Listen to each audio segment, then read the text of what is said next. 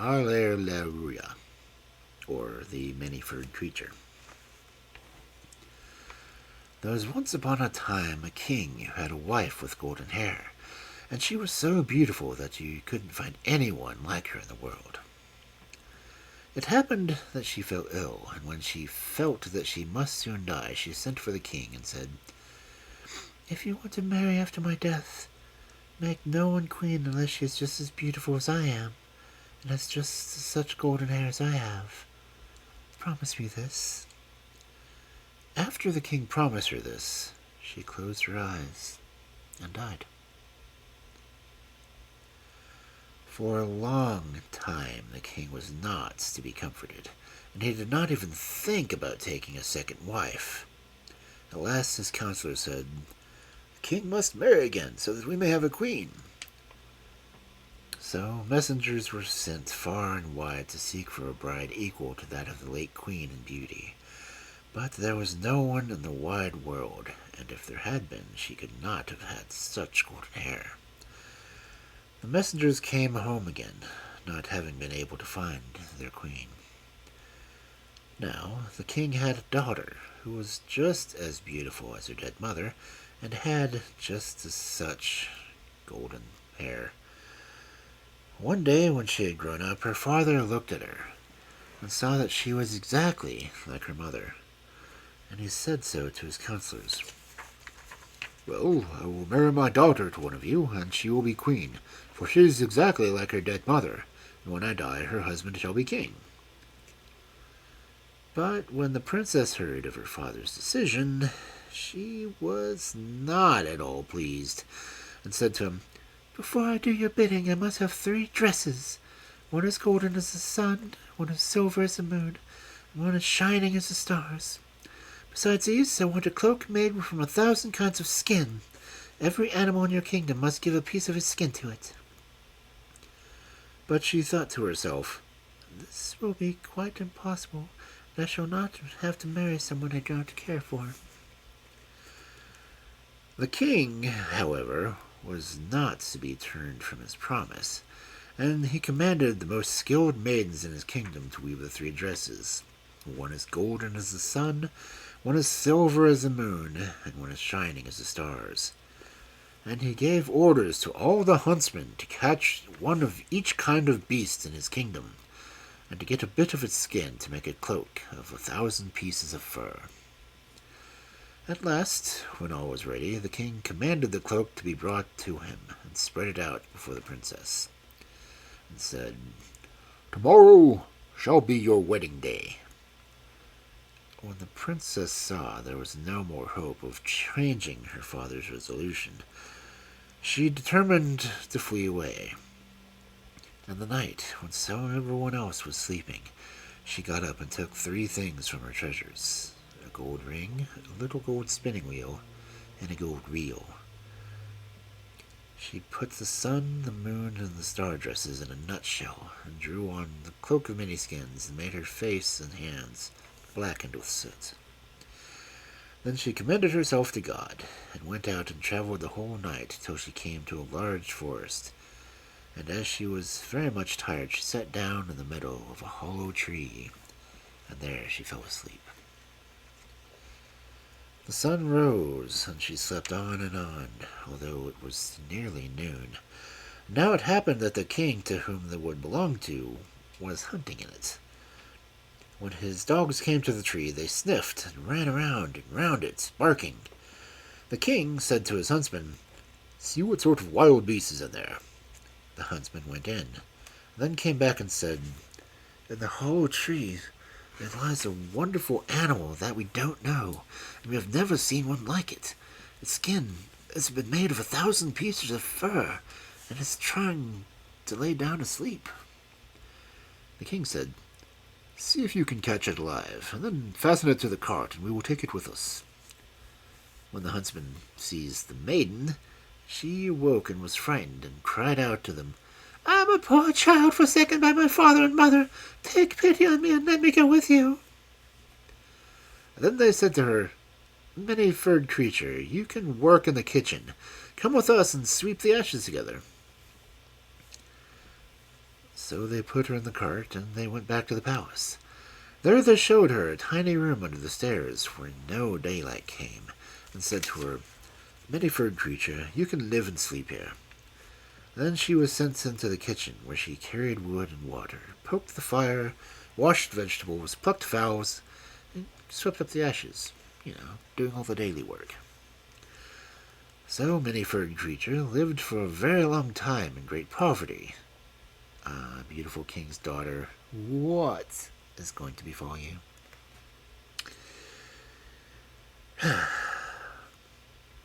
It happened once, when a great feast was being held in the palace, that she said to the cook, "Can I go upstairs for a little bit and look on?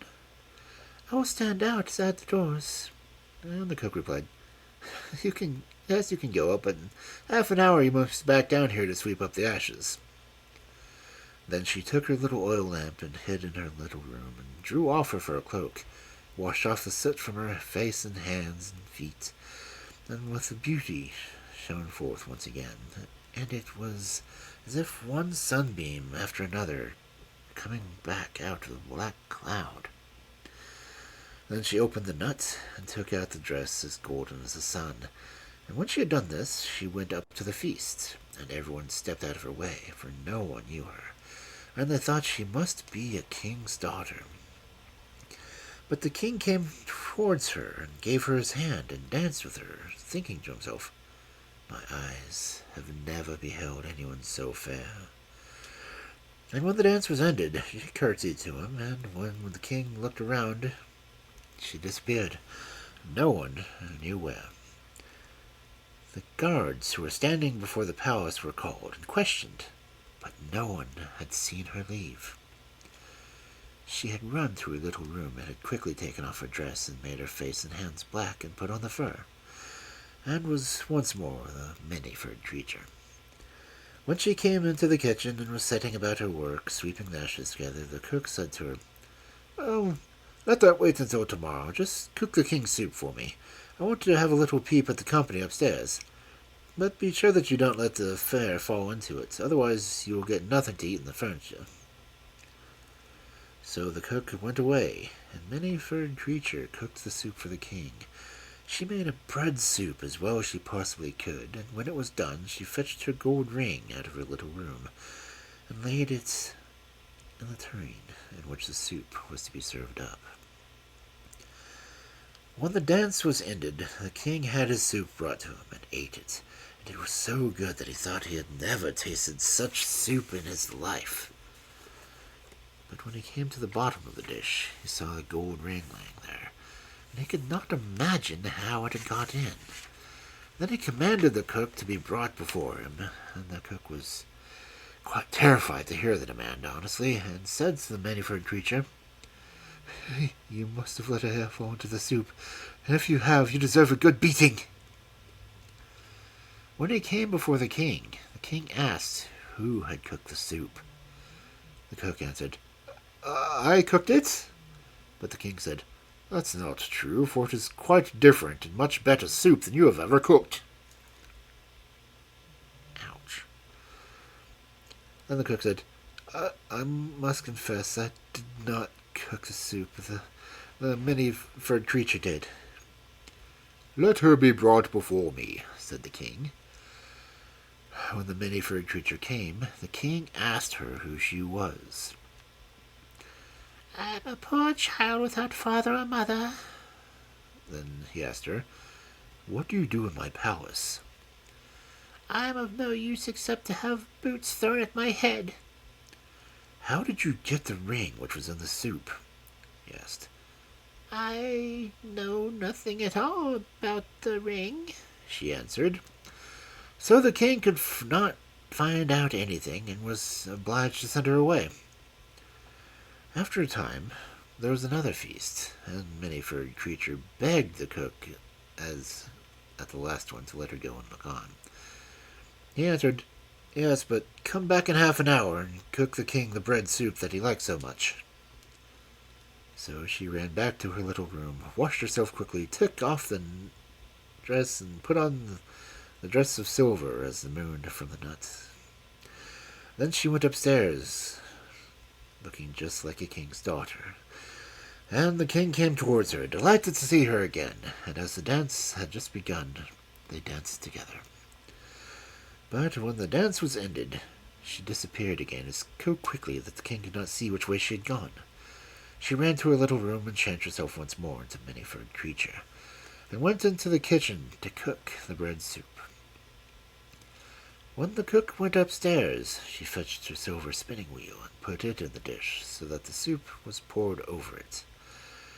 It was brought to the king, who ate it and liked it as much as he had the last time.